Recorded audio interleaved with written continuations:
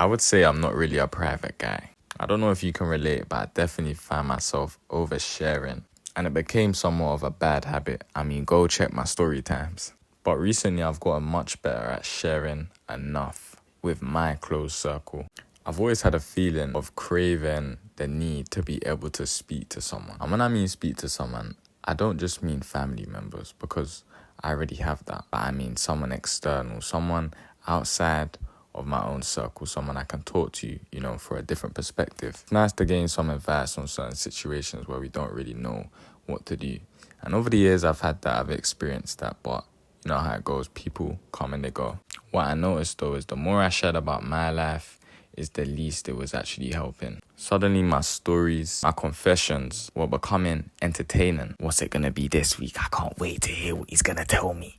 When you start to receive excitement from people wanting to know what is going on with your life, and right now your life ain't going too good, that is a bad sign.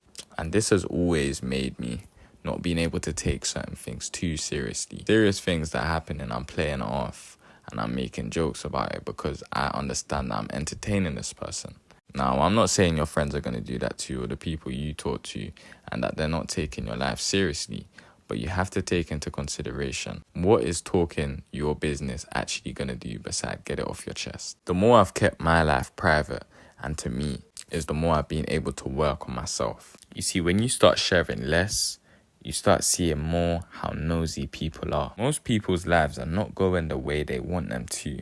So when they're asking about yours, it's like a form of escapism. People look to forget about their lives, even if it's for the smallest moment. Burst with enjoyment at your misfortune. Another thing I notice is that people are very competitive. Now, I'm sure you don't need me to explain friendly competition and just competition in general and why one is better than the other. One of the worst feelings is being asked, so what do you do?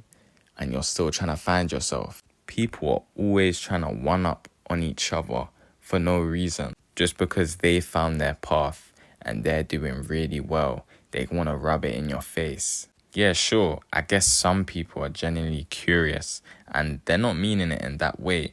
But most people definitely want to just one-up each other. Life is literally like that business card scene in American Psycho. If you know, you know. When you're on your path, you're on your journey, trying to find out who you are, trying to find yourself. It's not helpful when someone's trying to one-up you. And that's why before you can even get into that conversation, you just keep yourself to yourself. You haven't got the time to be explaining what you got going on because you're still just working out the building blocks for it. You're still honing your craft. You just want to mash work behind the scenes. When life is finally going your way, when the tables have turned, you have things going on for you. You got a little bit of motion. The last thing you should be doing is speaking it out there and telling everybody about it. Because boy, I'll tell you, you have people preying on your downfall in secret. You don't even know it. You got people so jealous of you. So jealous of the way you handle things. Your composure, the way you act, your demeanor. You could be jealous of somebody, envious, that they might just be doing stuff how you want to do it. But the whole time, they're jealous of some aspect of you and you don't even know it. Now, that's funny. We've always got people in our blind spot that we don't know are rooting for us to fail. I personally don't want anybody putting any bad omens on me and praying everything I'm doing doesn't work out. Learn to shut up. I want to make sure that my life looks as boring as possible. Now, me personally, I'm quite a humble person, and I know it's not humble to say that, but just hear me out. I've never really thought about being flashy, even when I get to that point, hopefully. I've never thought about showing out. I've just been thinking about being simple and clean. I don't want any more eyes on me than there are already.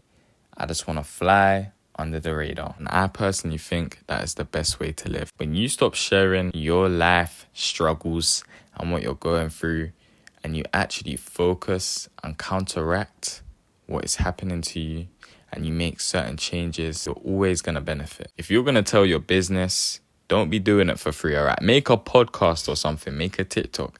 I don't care what you do, but stop giving out your business for free, especially if that's not even mutual.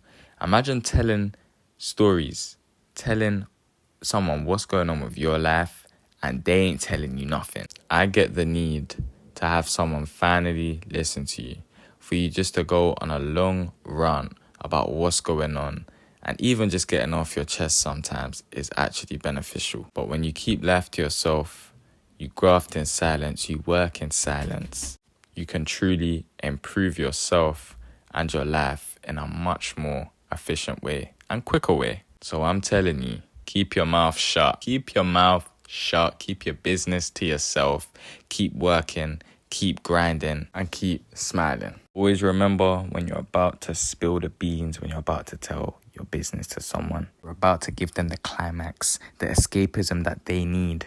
Life improves when you keep it to yourself. If you enjoyed the video, I'd appreciate if any of you would like to support me on Patreon for exclusive content. The link is in the description. Magan.